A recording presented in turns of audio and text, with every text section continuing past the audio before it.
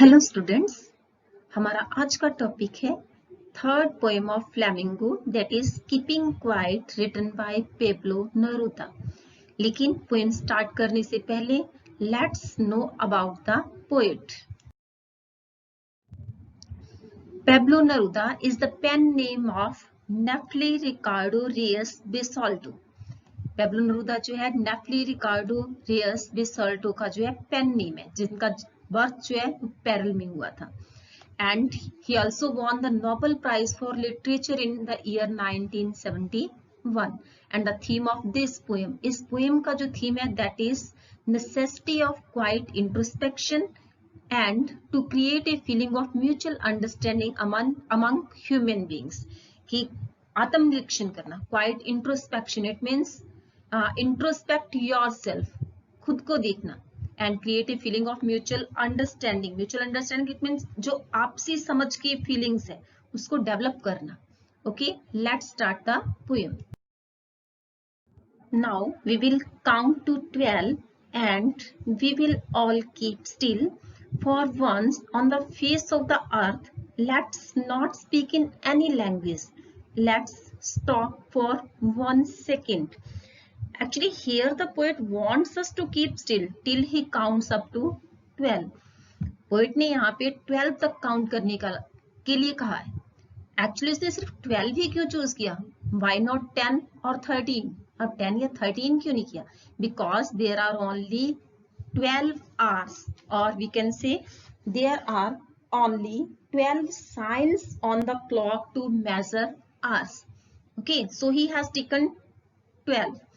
And we will all keep still. कहता है let's keep still for a moment, कि एक पल के लिए बिल्कुल स्टिल रहें, बिल्कुल क्वाइट रहें. For once on the face of the earth, let's not speak in any language.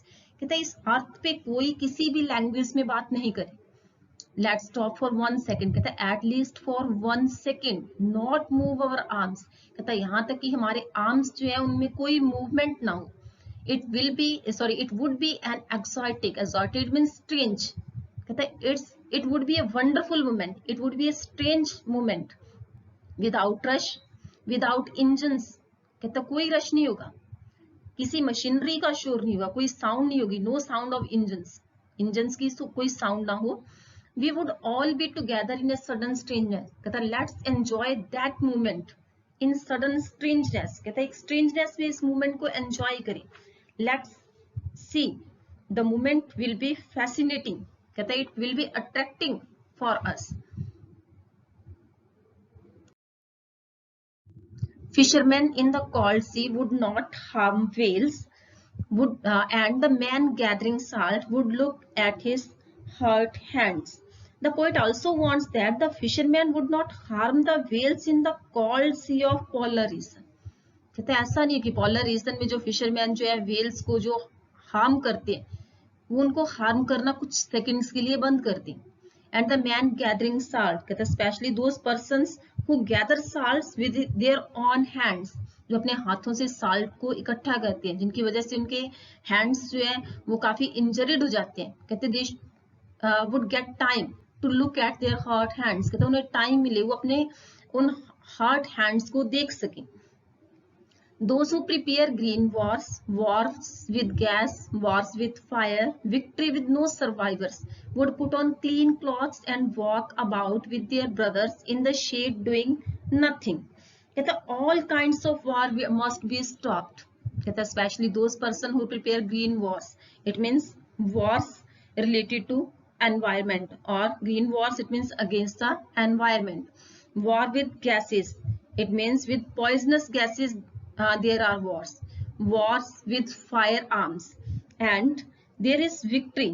But what is the meaning of that victory when there is no survivor left? कहता अगर कोई सर्वाइवर नहीं है तो उस विक्ट्री का क्या फायदा? तो एक पल के लिए ये सब टाइप के जो वॉर्स है वो बंद हो जाने चाहिए, चाहे वो वॉर विद गैसेस है, एनवायरमेंट के अगेंस्ट वॉर है, या फिर फायर आर्म्स के साथ वॉर है. कहता है and put on clean clothes. कहता और ये सब वॉर में अंगेज जो लोग हैं, they should put on clean clothes. उन्हें अच्छे नीट एंड क्लीन क्लॉथ्स पहन के अपने ब्रदर्स के साथ, ब्रदर्स इट मीन्स जो अदर ह्यूमन बींग्स हैं, उन सब के साथ जो है छायादार पेड़ों के नीचे चलना चाहिए, and doing nothing, they should enjoy, they are doing nothing, कि वो कुछ नहीं करे, उस चीज को उन्हें एंजॉय करना चाहिए। What I want should not be confused with total inactivity. Here the word confused mean misunderstood. कहता what I want, I it means the poet. तो poet ने इसमें कहा है कि it should not be confused with total inactivity. It means stillness. We should not confuse stillness with total inactivity. Life is what it is about. कहता life का मतलब है चलते रहना. I want no truck with death. No truck it means no association. कहते हैं stillness का मतलब ये नहीं है कि death. जैसे लाइफ चल रही है तो अगर चल रही है तो लाइफ है, और अगर ये रुक गई there is death. तो लेकिन मेरा इसमें कोई ये मतलब नहीं है कि एक पल के लिए चुप हो जाना, it means death. If we were not so single-minded about keeping our lives moving, here the poet calls human beings single-minded. कहता हम सब लोग क्या चाहते हैं कि लाइफ चलती रहे, मूव होती रहे, ज्यादा से ज्यादा हम गेन करते रहे. If we were not so single-minded, कहता कम से कम कुछ पल के लिए हम इतने single-minded नहीं बने. About keeping our lives moving, कहता लाइफ्स को मूव करने से थोड़ा रोके, एक बार एक पल के लिए खामोश हो जाए. And for once could do nothing, just for a moment we could do nothing, कहता कुछ भी ना करें. Perhaps a huge silence might interrupt this sadness. कहते लाइफ में जो इतनी सैडनेस है, शायद वो एक पल का साइलेंस जो है वो इस सैडनेस को रिमूव कर सकता है. Might interrupt, कहते शायद वो इसे रिमूव कर सकता है. Of never understanding ourselves, कहते in that moment we can understand ourselves. We can get time to understand ourselves. We can get time to care ourselves. खुद की केयर करने के लिए, खुद को समझने के लिए वो एक पल जो है वो काफी है. And of threatening ourselves with death, हर पल हम खुद को डराते हैं डेथ से. तो इस भाग दौड़ की जिंदगी में खुद को एक डर रहता है, हर पल जो है डेथ से हम डरते हैं.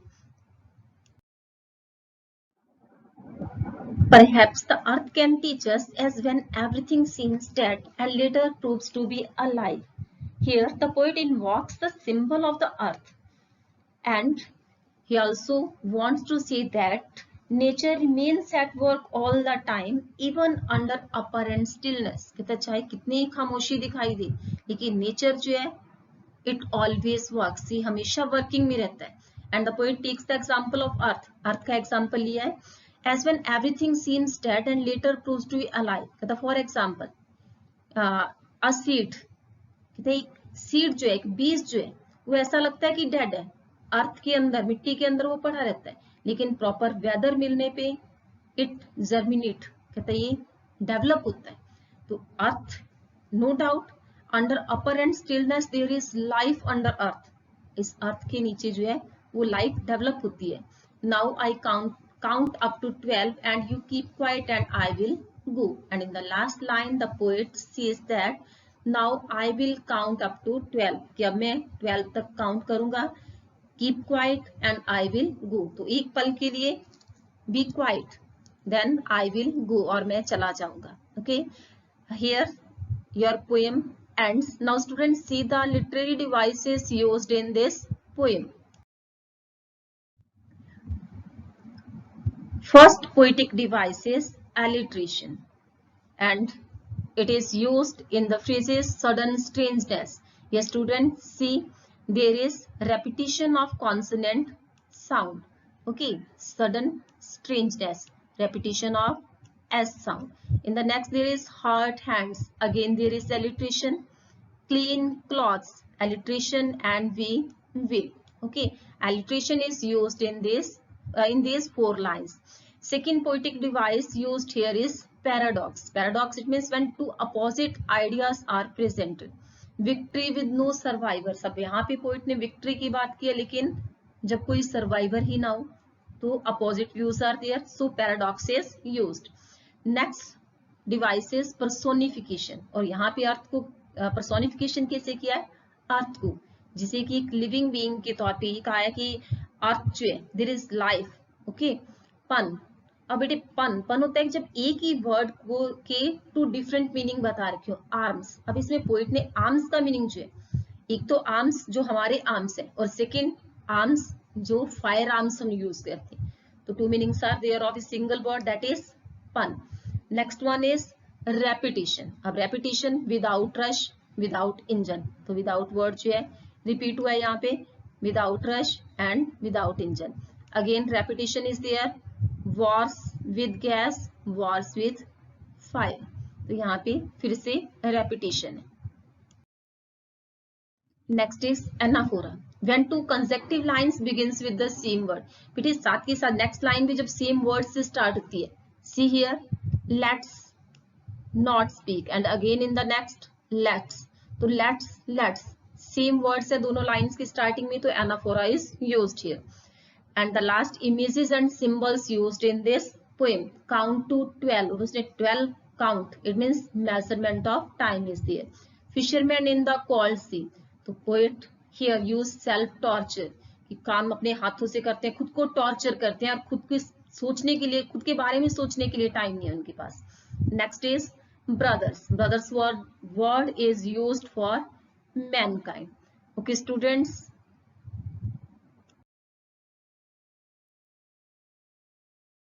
for watching the video, and if you like it, please subscribe and share.